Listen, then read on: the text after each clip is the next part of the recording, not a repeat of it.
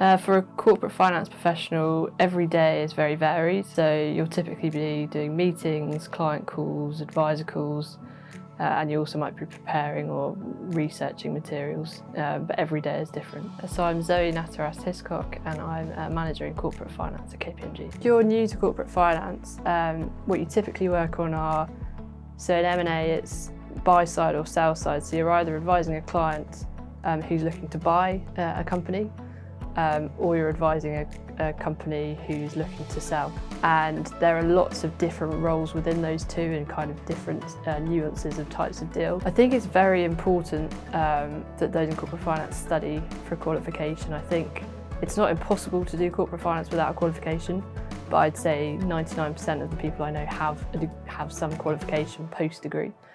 And the more relevant it is, obviously the better that helps you in the day-to-day. You can find a lot of other exams are great qualifications, but they might not be as relevant as your day-to-day, whereas I think actually the CISI exams that I did were really good for my day-to-day job as well. So I did the first 2 exams at home, online learning, and then I did the second 2 in college. They were only 3 or 4 days I think in college, but you had to learn very quickly. There was a lot of self-study. But I just found the breadth of topics so interesting, and it was all quite a new world to me. And so I just loved being sort of thrown in the deep end and learning everything really quickly. The exam kind of enabled me to quickly come up to speed, have a very good high-level overview of everything. Whereas if you're learning on the job, you'll be learning one thing at a time. Because actually the exam was great because you're learning a breadth of things pretty quickly.